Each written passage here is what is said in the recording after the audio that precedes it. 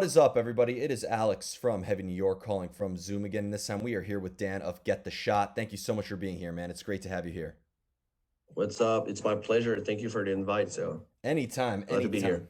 So this new album, Merciless Destruction, is, I call it pretty much an 11-track killing spree. It is one of the most relentless albums this year. I cannot wait for the rest of the world to hear this. But for people who haven't heard the album yet, do you feel like the first five singles that you released are a good representation of what the entirety of Merciless Destruction will sound like? Or is that just the tip of the iceberg and there's a lot more brutality to be discovered?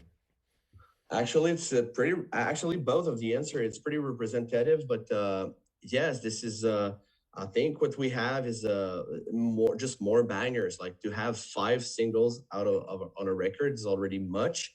It's a lot, but we didn't spoil everything. We just keep a good amounts of brutality on this album to come to. So, and it's coming out really quick, really soon, actually, like in just 2 weeks. So we're pretty stoked about it. Yeah, definitely. I'm stoked for the rest of the world to hear this too, because just with all happening this year with the new Revocation and the new Lamb of God and so many new brutal albums, this is just another one to add to the brutal mix. Do you feel Yeah, like and so far we are really happy. Just we're really happy with the reception. All the people seems to enjoy it. So I can't wait. I think good things are coming. We are stoked so far. definitely? Do you feel like that this was continuing in a similar vein to albums such as No Peace in Hell or Infinite Punishment in a way, or were you all like for Merciless Destruction intentionally like maybe taking a different approach? Um, as a band, Get the Shot, we never want to do the same record twice. So I think it's still a Get the Shot album, but different. We definitely took like a step on this one. If I think about No Peace in Hell was our first real incursion, including trash metal influence. And then I think No Peace in Hell, not No Peace in Hell, Infinite Punishment just went after that, and it was like the consecration of that aesthetic. Like I think we went on Infinite Punishment, like it was the maximum that we can explore, including the trash metal sounds. Now, as a band, like artistically, we never want to do the same album twice. So I think we dig further and we went deeper into down the rabbit hole to just discover new influences on the realm of metal, a different spectrum. And this time we found our niche, including more OG death metal, like from Florida and from like Scandinavian death metal, but also some slam, also some beatdown. We've toured with band like nasty European beatdowns. So we've spent 2 years with them on the road. So of course we were influenced at some point by that kind of sound and that kind of heaviness. So it's basically JP, the singer, who just gave us a few homeworks, like to listen to rediscover our classics and just try to not mimic some sounds, but to just make it our own, like to ingest the more deep and heavy metal as possible and to try to put it as I get the shot songs on the new album. So this is what happened. So it's the same band as the continuity, but we just went harder, I think. Yeah, it's funny you mentioned that too. I call Get the Shot almost like a smorgasbord of brutality because I wouldn't call Get the Shot a death metal band. I wouldn't call you a slam band or a thrash band or a hardcore band. I do see elements of all that incorporated in there. I think people who listen to a band like Sepultura could appreciate you. People who do listen to like a band like Nasty or Code Yeah. Orange could appreciate you. And I think with the rise of bands like Signs of the Swarm or Lorna Shore or Shadow of Intent, that also has that. And we can't and also Power Trip. That was also one of the first bands I thought of as well. Mm-hmm. Is it fair to say that maybe everybody in Get the Shot has different sources of inspiration that you all kind of try to bring into your sound? Actually, we will always consider ourselves a hardcore band by the ethic, by the where we come from. We always be a hardcore band, and we feel more comfortable in that niche. Uh, However, we grew up listening to different type of music. I grew up more listening to classic punk, like '80s hardcore. JP grew up listening to Iron Maiden, Sepultura, and Slayer, and like so. So I think like all those influences just meld together at some point in a band. And we spend so many hours in the road that we have to listen to classic rock, and we are fan of music, and we listen to everything, hip hop and metal. So at some point, like it's just like a boiling pot of all inspiration and everything. But we will still be, I think, a hardcore band, and we still feel comfortable. So what we try to do, like if Get a Shot take part of a classic metal lineup, sometimes we can feel that there's I just try to choose the right word, but I feel sometimes there's a distance between the audience and what we expect as a band for a performance. Coming up from the hardcore scene, we are really close to the people. Like the crowd and the band is just one. Like it's part of the same thing. And sometimes there's a distance, like in the metal scene, like with the barricades and stuff like that. So what we try to do, actually, I think we try to create our own crowd and our own thing. Like right now, when we produce our own show and we headline some events, quite often we see some people from coming up from the hardcore scene with some people coming up from the trash metal, and we even see some people from the death metal and the black metal scene. So we try to create our own environment. That again, the shot show is there's no barrier, there's no barricades, and it's everyone together. Eh, But yeah, I think we got many fans or many supporters from different type or spectrum of the heavy or extreme music, but we still recognize ourselves as a hardcore band. And I'm really glad you bring that up, actually, coming from New York City, which is the hardcore capital of the world and all that. And, like, I always love having this discussion about the differences between hardcore and metal. Because whether it is like an old school hardcore band like Sick of It All or Agnostic Front or Cro-Mags, or a new school hardcore band with bands like Nails or Harm's Way or Code Orange, I never understood. To me, they're just as brutal and relentless as a band like Slayer or Sepultura or Power Trip or something like that. So, what really would be the biggest difference between metal and hardcore? That's like my favorite debate to have. This is such a tricky question. Like it's so hard to it's almost like some anthropology, like to take a look at. Um, I think we are both counterculture at some point. Maybe at some point the hardcore scene was maybe a bit more radical, like or political involved, or I don't know. Maybe what we feel in the hardcore scene, what we grew up is that feeling of being welcome everywhere, and to be, like I said, like to feel that the band and the crowd is just one. Like there's nobody's no difference between both of them. So that part of community is really stronger. um I don't know what's the difference between the two. As you said, like I think we can benefit from putting some different type of music together on the same bill.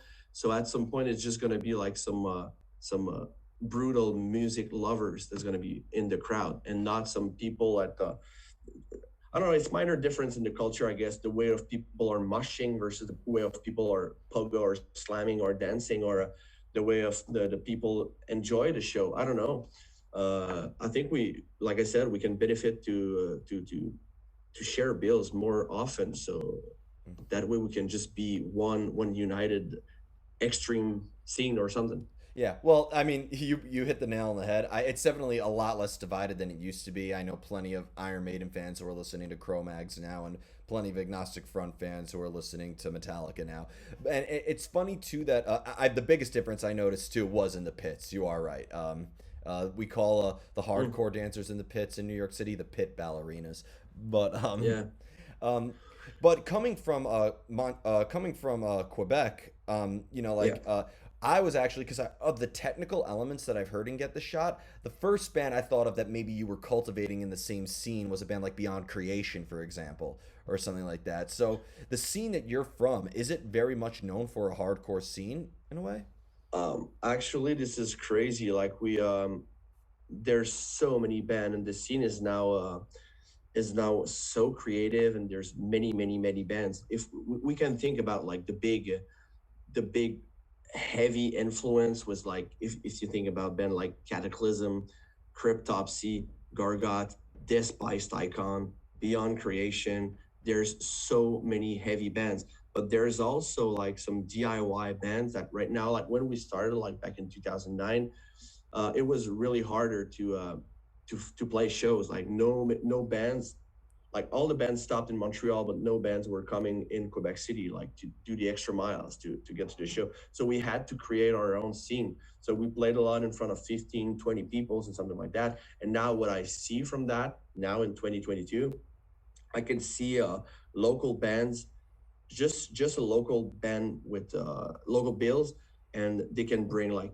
300, 400 kids. So I think we got a pretty healthy scene right now, and the people move their ass to create some shows and to just hit the road and try to do their own thing DIY, and they not wait for anybody. They just do the thing. So I think we got a pretty healthy scene, and I don't know what's in the water in the province of Quebec, but we got some great heavy bands for One sure. 100%. Ironically, too, the interview I had before you today was also a Canadian band, a thrash metal band, Razor. So, yeah, Yeah, yeah, so love him. yep, and the home of Threat Signal, which is one of my favorites as well. So, Hmm. kick ass scene all over Canada too, like from Vancouver all the way to Quebec and up to Edmonton. It just seems like And it's everywhere. I guess sometimes because of the border, like we had to. It's harder for us to go across the border to play the states, and even if it's we're not from afar, like I don't know, like but Montreal from Boston is like what a few hours, so it's not that close. But the border kind of create a thing that just there's a scene, and it revolves around like the province of Quebec. So we're always like there's a lot of bands that just gonna play in that scene, but will never hit the road further the border. So yeah, we got a particular sound, I guess, in Quebec. We got this thing, and I just only can acknowledge the ones that hit the road before me. Like I said, the Spice Icon opens so many doors for a heavy band now. So I just can only give them a shout out. Yeah, absolutely. Despise Icon, I met them too. Super nice and genuine guys. They're just as cool as they are talented. And for you being the bass player of Get the Shot, I'm sure in the world of rock and roll, we've all heard our fair share of terrible bass player jokes. But but It's okay. yeah. I got many skills. Hey, remember Peter Steele and Lemmy got more girls than any guitar player or singer. So there you go. Um, Exactly, but while I have to only play four strings with one finger, it just gives me the amount of time to do the management and to do other stuff to push the bands and push the project forward. So great for me. Fair enough. But, bass is such an important instrument in any genre of music just because it has an emphasis on both melody and rhythm.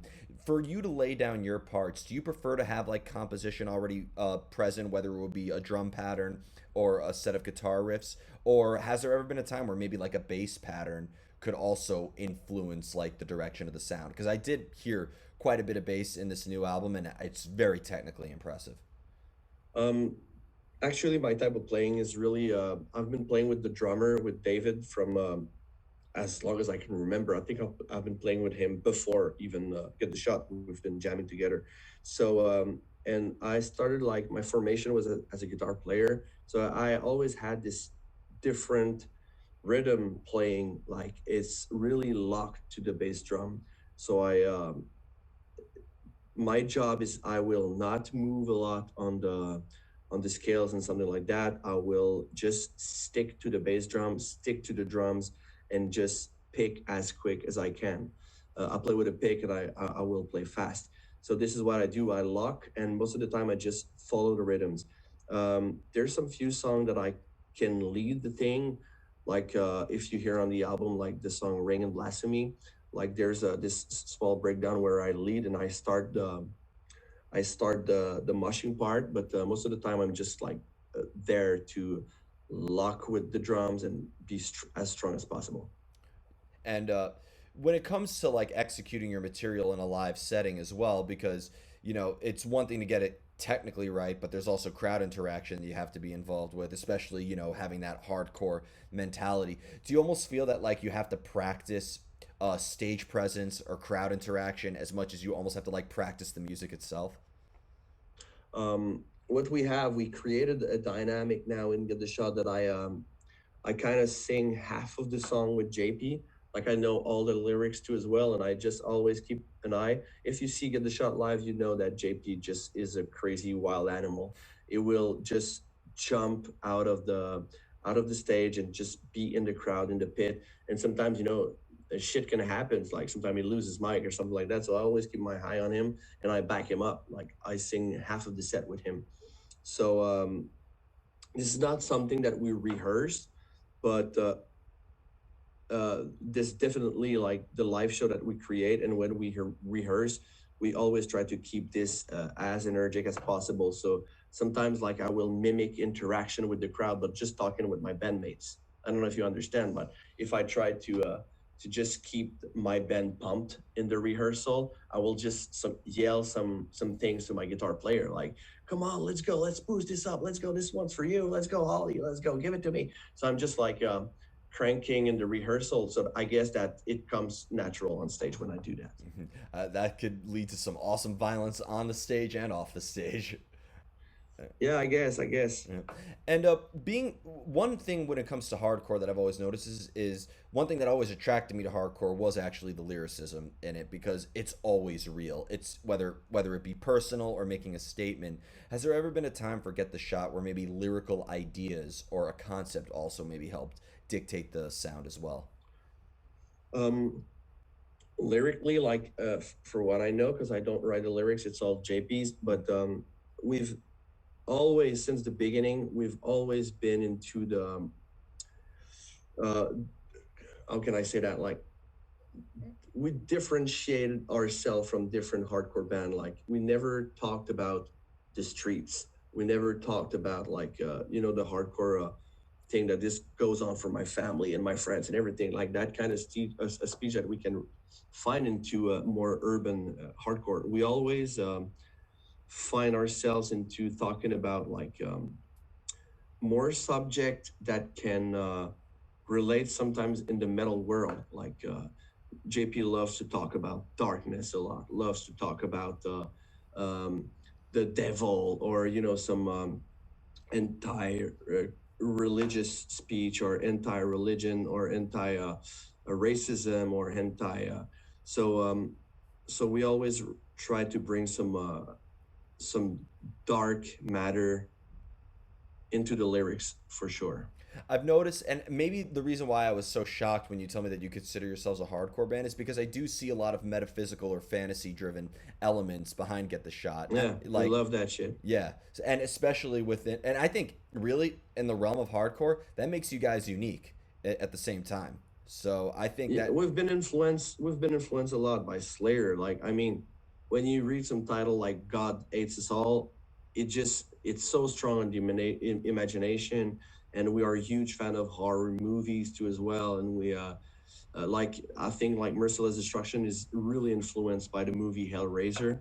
It's and it's such a strange coincidence that the new Hellraiser will be released at the same time as Merciless Destruction, because it was from the beginning of the creation of this record, like the first, even without writing a single note of this album, me and JP had to talk about like, what do you see for next Get the Shot album? And he just told me like, do you know the hell, like hell, the Clive Barker hell in Hellraiser with the chains and everything? I said, yeah, totally. He said, this is what I'm going for.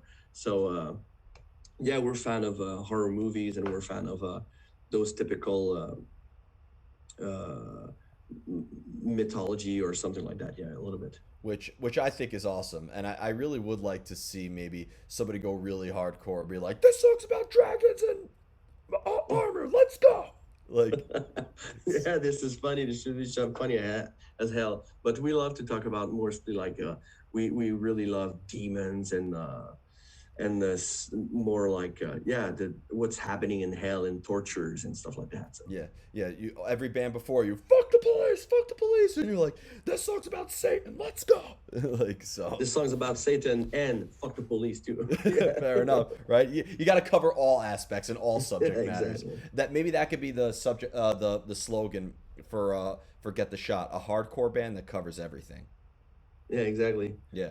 Yeah, we try. Actually, we just do the thing uh, that we love to do. So if the people dig it, we're glad. We're just glad. Absolutely. So before we go, I want to thank you so much for your time today and for such an awesome conversation. Is there just anything else with the release of Merciless Destruction that you would like to promote in terms of shows or tours? And is there any work, any chance that we could be expecting to see Get the Shot in the States? There's stages here in New York City with your names on it Yeah, of course. I don't know when this interview is gonna be tonight. out, but next weekend, like during the 25th of September 25th, we're gonna be at Furnace Fest in Alabama, and then we go on tour with Terror and Lionheart in Europe, and then we're gonna release the album at home in Quebec and Montreal, and then we take a break. But 2023, we will for sure. There's some talk. I cannot talk about this yet, but we're coming to the States. It's gonna be the year like we've done the work, we got our proper visas.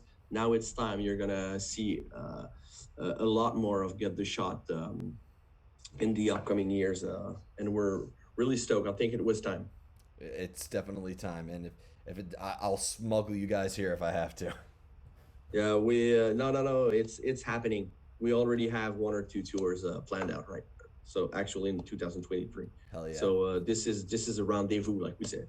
Yeah, it's going to be awesome. We're very excited to have you here. Thank you so much. Everybody, we are here with Get the Shot. Be sure to check out Merciless Destruction coming out on October 7th of this year. We will see you next time on Heavy New York.